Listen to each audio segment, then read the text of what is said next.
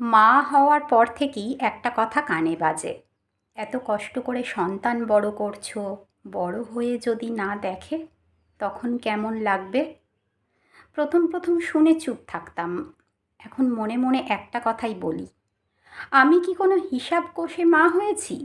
আমি সন্তান জন্ম দিয়েছি ভালোবাসা থেকে, মমতা থেকে, একটা ছোট্ট প্রাণকে বুকে জড়িয়ে ধরার স্বপ্ন থেকে। সে তো কখনো বলেনি আমাকে পৃথিবীতে আনো, আমি বড় হয়ে তোমার দায়িত্ব নেব। তবুও আমরা এই ছোট্ট মানুষটার দিকে তাকিয়ে আগেই ভবিষ্যতের খাতা খুলে বসি।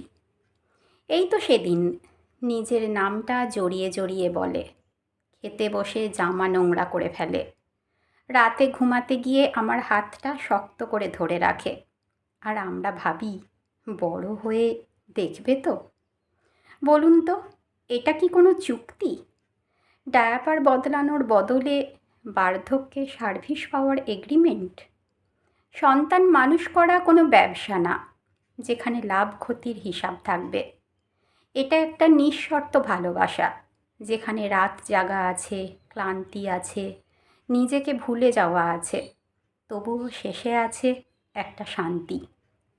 যখন সে মা বলে ডাকে, সব হিসাব শূন্য হয়ে যায়।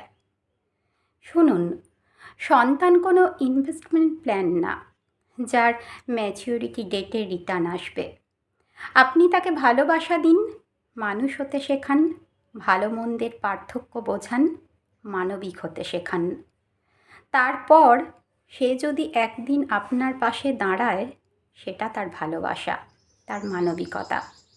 আর যদি নাও দাঁড়ায়, তবুও আপনার ভালোবাসা বৃথা যাবে না, কারণ আপনি একজন মানুষ তৈরি করেছেন, এটাই সবচেয়ে বড় সাফল্য। আর ভবিষ্যৎ নিয়ে যদি এত চিন্তাই হয়, তাহলে জমি কিনুন, সোনা কিনুন, ব্যাংকে এফডি করুন, কিন্তু দয়া করে সন্তানকে পেনশন পলিসি বানাবেন না। মনে রাখবেন, সন্তান আপনার সম্পত্তি না, সে আপনার জীবনের একটা অনুভূতি, একটা ভালোবাসার গল্প, একটা অপূর্ণতা পূরণের নাম। একদিন সে বড় হবে, নিজের মতো করে উড়ে যাবে, নিজের আকাশ খুঁজে নেবে। আর আপনি আপনি দাঁড়িয়ে থাকবেন, দূর থেকে হাসি মুখে তাকিয়ে মনে মনে বলবেন, ভালো থেকো। তাই আজকের এই ছোট ছোট মুহূর্তগুলো, এই এলোমেলো দিনগুলো, এই নির্ঘুম রাতগুলো উপভোগ করুন, কারণ এই সময়টাই একদিন আপনার সবচেয়ে বড় স্মৃতি হয়ে থাকবে।